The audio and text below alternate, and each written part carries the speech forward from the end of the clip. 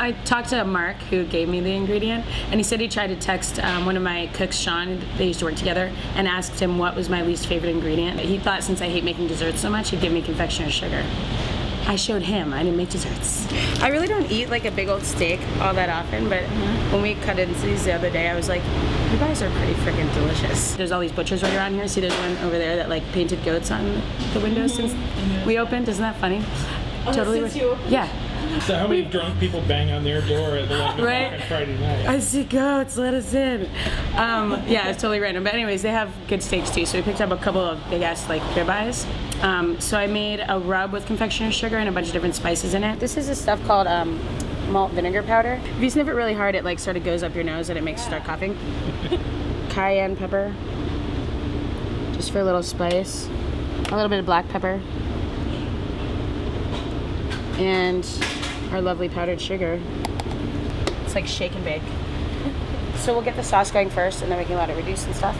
Let's see. See if I can actually remember what I did the other day.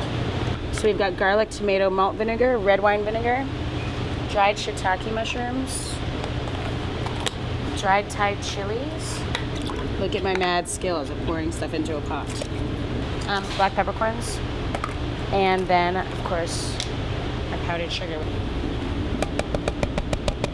That just looks wrong. It does.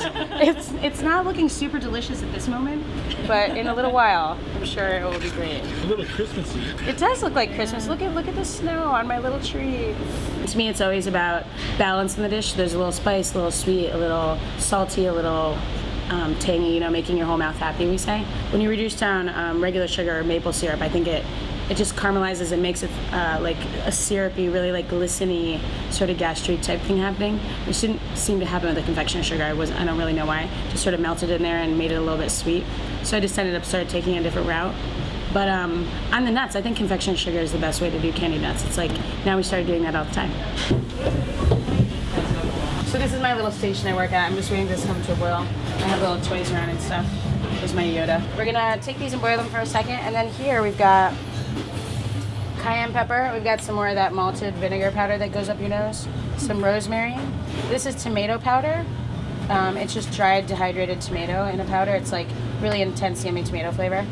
So while they're still nice and wet, you want to get it right into the powdered sugar. So those are nice and coated. I have a feeling I overfilled my little fryer this morning, so it's probably going to go, maybe a little danger happening in a moment, but we'll see what happens. Stand back. Stand back. The reason we're doing it in here is because the sugar sort of gets out into the oil, and if you do a giant batch like I did the other day, your whole fryer kind of turns brown. So it's filled with caramel basically at that point. So this is our sauce that we were reducing down. It's just about halfway reduced. I'm going to add in some veal stock. You use veal stock or like a dark chicken stock or really whatever. And these mushrooms, you can see like they're almost soft, but they just start to soak up all the flavor in the sauce. So we're going to use those as a garnish on top of the steaks in a little bit. It might seem like I'm putting a lot of it on, but it's just going to caramelize on the outside and make like almost like a little crust. It gets like nice and brown and almost a little crispy.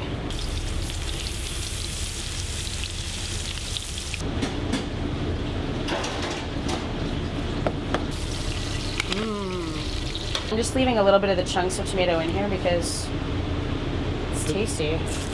So we got like nice crunch from the nuts. I always like to have like a little bit of crunch on the plate. So we get a little bit of the nuts, olives. You always have to have the perfect bite. There's like confectioner's sugar in 3 different ways on the plate. Not all really sweet at all, but they all had a purpose. Like the sugar made the steak all caramelized. It made the sauce more balanced, and it made the nuts nice and crunchy. So, yay.